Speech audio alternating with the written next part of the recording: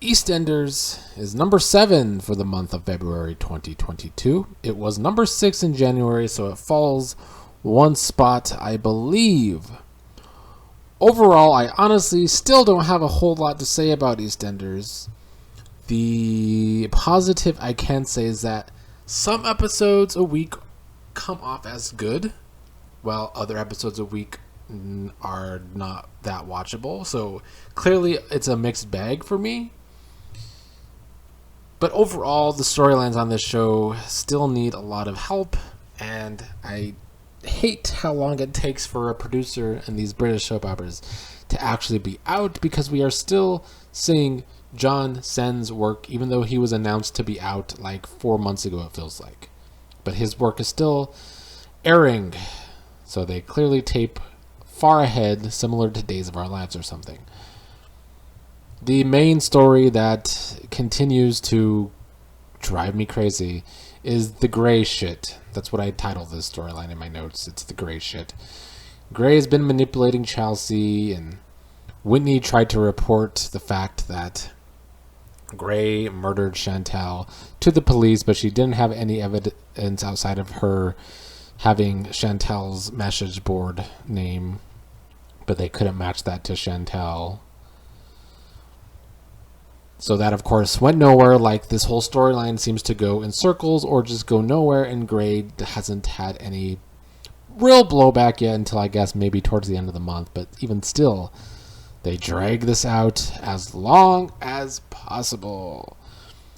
Watching Grey manipulate Chelsea has been really annoying, because I don't feel like Chelsea is the type to put up with abuse, especially growing up that way. I don't really feel like this has fit her character, so it's been a plot-driven mess to retell Grey's original story with Chantal that they botched by dragging it out this long and turning Grey into a serial killer. I feel like that is what we've been seeing a lot of John Sen's last months on the show, is trying to right his wrongs, realizing he messed up a lot of storylines, and he's like trying to either retcon them when it comes to Sharon and her long-lost grandkid, or try and rewrite it now with Grey and Chelsea when he could have just ended this storyline 2 years ago.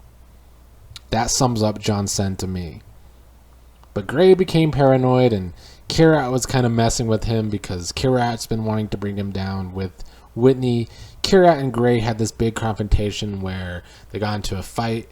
Kira ended up hitting Grey over the head with a bottle. Didn't quite kill him, unfortunately, and Kirat had to go on the run because Chelsea kind of turned Kirat in for doing that. I'll just reiterate once again, I can't wait for this storyline to end, and I do think, if the spoiler I read is correct, that this will finally be ending the first third, or at least the first half of March. Praise the Lord, the Grey storyline might actually be ending. We'll see if they actually end it well or not, though. Not convinced they will.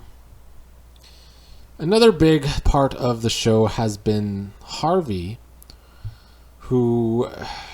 We had Peter trying to stop Bobby from marrying into that family because, you know, we had the whole Nazi storyline with Harvey's family. But after all of that drama, Harvey and Jean have started getting closer, and they had sex. So Jean and Harvey have become close and are sleeping together. Elsewhere, Sharon has been trying to get closer to Jada and help her out, getting her a job at the salon with Denise. So Denise has been trying to help, or was trying to help out Jada there. Jada was making some mistakes. So that's been one of the other storylines. Phil was trying to help Tommy with his bullies, and that was kind of giving some issues between Phil and Kat, where Kat ended up proposing to Phil. But at one point, Tommy was being chased by the bullies, and Phil ended up helping him, kind of scaring off the kids with a bat while he's hitting the floor. And that's kind of how Tina's corpse was discovered. Tina, another victim of Grey's, so at least some things are starting to close in on Grey. I kind of did like that sequence on the last EastEnders episodes I saw, because I'm recording this a few days before the end of February, where Phil discovered that body. And then Phil was arrested by the police, so maybe Phil will actually go to prison. We'll see. That would be more surprising than finally getting Gray's downfall. But we've been set up for some good things in March. I think March will actually be a pretty good month of EastEnders because some storylines, or at least the Gray storyline's finally ending, and maybe some other storylines get some more endings as well. For February, though, it was kind of just more of the same from January. That's why I dropped the show one spot in my rankings to number 7.